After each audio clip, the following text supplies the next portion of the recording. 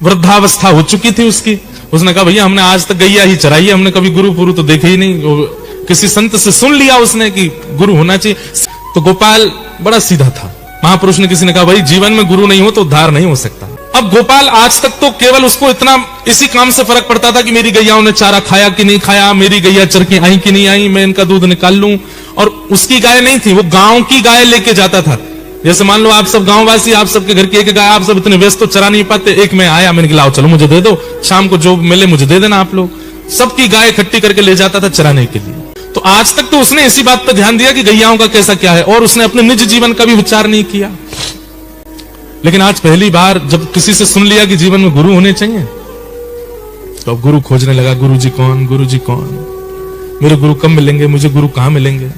एक दिन एक महात्मा आए, रूप देख करके गोपाल बोला यही मेरे गुरु जी हैं, इनको ही बना लूं। तो बोले महाराज मुझे गुरु दीक्षा दे दो आप। गुरु जी बोले अच्छा दीक्षा चाहिए। बोले हाँ चलो आओ, नहा धो के आओ, बैठो बताते हैं।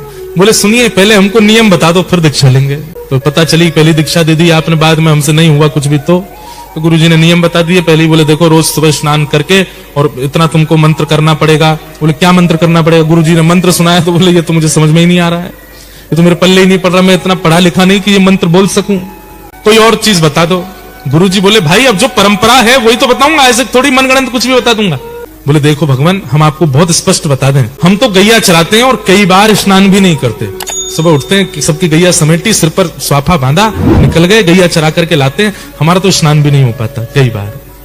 और ये मंत्र आदि करना, नियम जाप पूजन आदि करना, ये सबसे मैं दूर दूर तक मेरे को पता ही नहीं है कैसे होता है। और अब मेरी इतनी आयु नहीं है कि मैं सीखूं पहले और फिर करूं, सीखने में ही मेरा जीवन निकल जाएगा।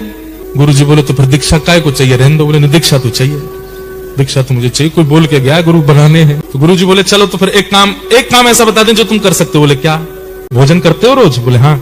बोले भोजन पहले ठाकुर जी को कराना फिर खा, इतना तो कर सकते हो। बोले हाँ ये तो कर सकता हूँ, कई बार तो मैं अपने बच्चों को पहले खिला देता हूँ। बोले बस वैसे ही जैसे बच्चों को पहले खिला देते हैं फिर स्वयं पाते हैं, जैसे माँ करती है बच्चों को पहले तृप्त करती है फिर स्वयं पाती है, पति को पहले पवाती है, ऐसे ही आज से तुमको करना है, पहले ठाकुर जी को खिलाओ फिर स्वयं खाओ।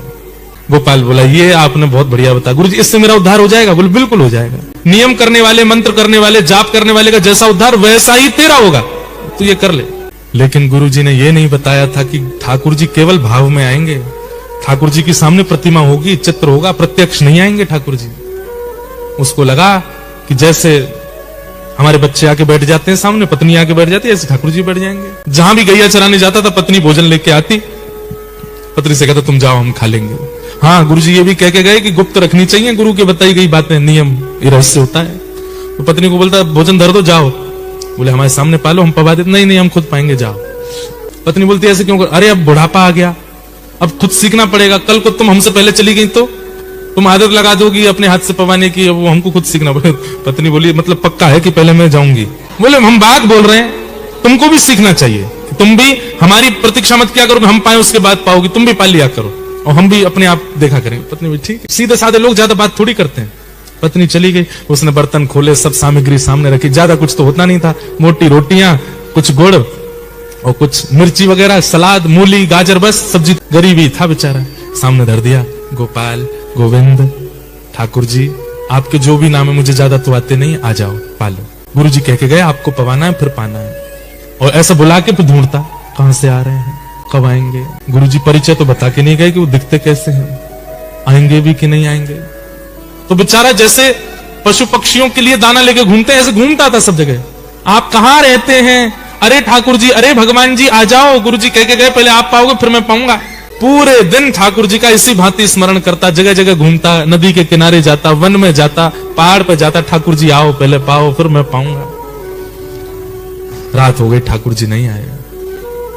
गुरु आज्ञा है, ठाकुर जी नहीं पाएंगे तब तक मैं पा नहीं सकता। रात भर ठाकुर जी नहीं आए तो रात को सारी सामग्री समेट करके गैयाओं को खवा दी, भूखा सो गया। एक रात निकल गई, दूसरा दिन आया, आज ठाकुर जी आएंगे, कल व्यस्त रहे होंगे कहीं पे। दूसरे दिन फिर पत्नी भोग लेके आई, सब सामग्री सजाई, बैठ गया, ठाकुर जी आओ पाओ भोग लगाओ फिर हम पाएंगे।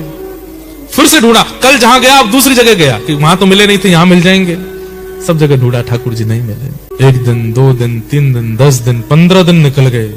अब तो आंखें गड्ढों में जाने लगी, हाथों में कंपन शुरू हो गया, वृद्धावस्था है। मुख सूखने लगा, आंतें सूखने लगी। पत्नी कहती मुझे आप ठीक नहीं लग रहे हैं, आपको देख करके अब ऐसा लगता है कि जैसे कोई रोग हो गया है क्या आपको? बोले मैं वृद्ध हो गया हूं ना। बोले वृद्ध तो हो गए वो तो पता, पर इतने ज्यादा आपसे चला भी नहीं जाता, आपसे बैठा भी नहीं जाता, आप कुछ बोल भी नहीं पाते, आप भोजन तो करते हैं ना समय से? बोले हाँ मैं सब पाता हूं, तुम चिंता मत करो। लेकिन वो रोज जाते ठाकुर जी को निवेदित करते, ठाकुर जी नहीं आते तो रात में सब गैयाओं को खिला देते। जब अनेक दिन निकल गए, बस अब इनको लगा ही था कि अब मैं जीवित नहीं रहूंगा, मेरे प्राण चले जाएंगे। पत्नी भोजन लेकर के आई, अचेत अवस्था जैसी हो रही थी। पत्नी ने कहा मैं खिला दूं आपको। बोले नहीं नहीं रख जाओ, मैं खा लूंगा और तुम जाओ वापस। सामने सामग्री रखी है, उसने नहीं पाया। अंतिम क्षण चल रहा था, ठाकुर जी को बुला रहा था, इतने में ही मुरली मनोहर श्याम सुंदर साक्षात प्रकट हो गए। प्रकट होकर के उसके सामने जैसी आए, नेत्र खुल गए, ठाकुर जी का साक्षात्कार हो गया। ठाकुर जी सन्मुख खड़े हैं और सन्मुख खड़े ठाकुर जी को देख करके गोपाल नेत्रों से अश्रु प्रवाह होने लगा। ठाकुर जी के आगे वो सूखी रोटी और वो सब चीज सामग्री धर दी। भगवान बड़ा विलंब लगाया आपने आने में, अब पा लीजिए। सामान्य सी रोटी और वो जो सामग्री थी उसको ठाकुर जी पा रहे थे बैठ के, और इतने भावुक हो रहे थे गोपाल के उस प्रेम भाव पर। ठाकुर जी ने कहा अब हमने पा लिया, अब तुम भी पाओ। तो जैसे ठाकुर जी देखा तो उसके हाथ कांप रहे थे, तो ठाकुर जी बोले तुम रुको हम पवाते हैं। और अपने हाथ से ठाकुर जी गोपाल को, ऐसा अद्भुत भाव ठाकुर जी को लगा। उसी समय ठाकुर जी ने आज्ञा कर दी, गोपाल अब तुम पृथ्वी पर मत रहो, चलो हमारे साथ। भगवान ने उसका हाथ पकड़ा, हृदय से लगाया और अपने संग नित्य लीला में केवल एक गुरु की सामान्य सी आज्ञा को सर्वोधार मान करके करने लगा गोपाल चरवाह। और ठाकुर जी प्रत्यक्ष प्रकट